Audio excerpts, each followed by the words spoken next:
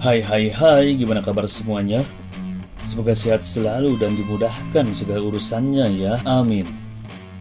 Pada film kali ini kita akan menceritakan sebuah apartemen yang digunakan menjadi sarang tempat kejahatan, di mana seorang sniper pun harus turun tangan membersihkan para penghuni apartemen yang meresahkan tersebut. Walaupun hal seperti ini sangatlah langka, tapi ketika film berbicara hal yang gak mungkin menjadi mungkin, yang tak mungkin menjadi mungkin, yang tidak mungkin menjadi mungkin, tanpa banyak basa dan basi, mari kita gaskan!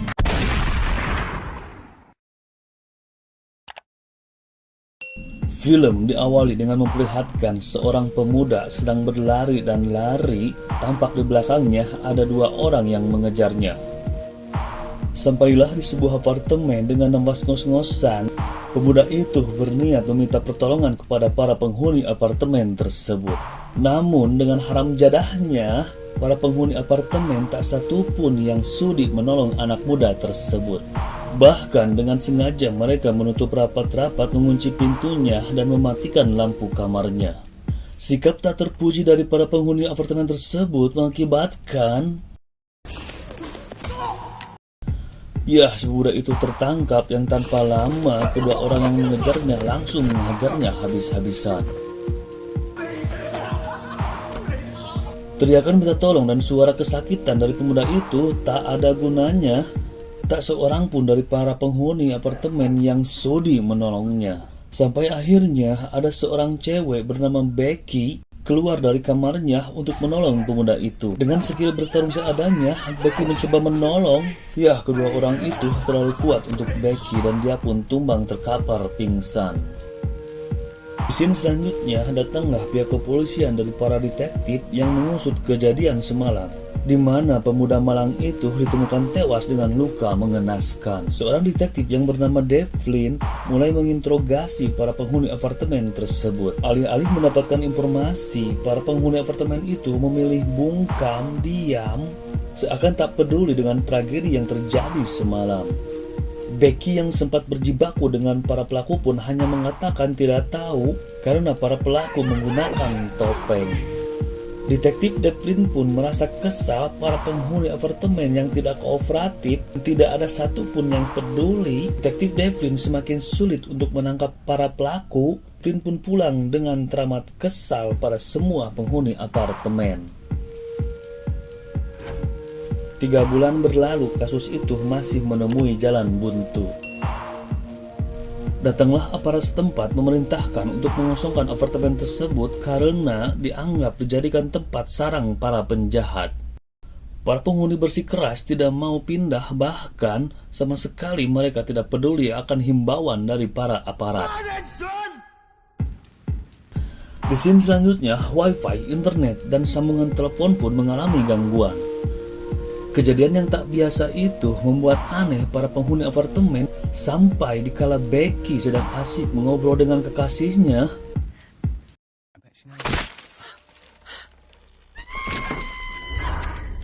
sebuah peluru Arctic Warfare Magnum atau AWM menembus kepala kekasihnya. Tak berselang lama, tembakan demi tembakan pun terjadi menteror penghuni para apartemen.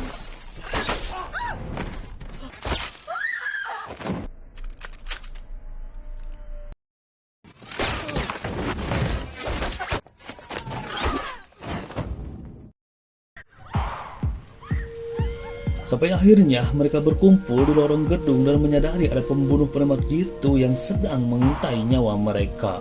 Curtis yang masih berada di dalam kamarnya sepertinya masih belum mengetahui dengan apa yang sedang terjadi. Dengan cepat Becky dan Paul pun memberitahu Curtis yang masih berada di dalam kamarnya. Curtis yang tidak percaya dengan apa yang dikatakan Becky, dia pun hendak membuktikannya sendiri dengan membuka gorden jendelanya. Nyaris saja timah panas itu mengenainya. Selain wifi, internet, dan sambungan telepon, listrik juga padam sehingga mereka tidak bisa berbuat apa-apa. Mereka pun saling menenangkan satu sama lain sembari mengatur rencana agar bisa meloloskan diri dari sniper sang pembunuh. Mereka pun memutuskan menaiki lift untuk pergi ke lantai bawah. Karena tak ada listrik, lift di apartemen itu mati. Salah satu dari mereka membuka paksa lift itu, tapi ya, ternyata si sniper itu sudah menyiapkan jebakan. Si pria malang itu pun tewas. Mereka pun melanjutkan rencananya dengan menuruni lift menggunakan tangga. Sesampainya di lantai bawah, mereka menuju pintu belakang agar tidak terdetek oleh si sniper. Tapi sayangnya, pintu itu sudah terhalang sesuatu sehingga tidak bisa digunakan.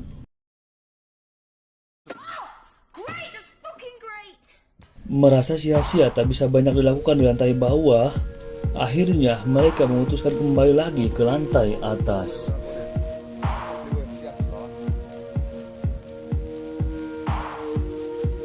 Sesampainya di lantai atas, Jenny yang sudah putus asa karena anak dan suaminya sudah meninggal, merasa hidupnya tak berguna lagi, akhirnya memutuskan pergi ke kamarnya dan ya, peluru AWM pun bersarang tepat di dadanya. Malam pun tiba, semua penghuni apartemen sudah terlihat putus asa. Sembari obrolan-obrolan ringan, mereka pun bersilang pendapat siapa sebetulnya si sniper ini. Kenapa dia begitu brutalnya berambisi menghabisi semua penghuni apartemen ini? Akhirnya terlintas di pikiran mereka, mungkin si sniper ini teman pemuda malang yang tewas di kejadian malam itu, sehingga rasa dendam menyelimutinya, menyalahkan semua penghuni apartemen. Bungkam tidak mau memberi kesaksian sehingga kasusnya menjadi buntu sampai saat ini.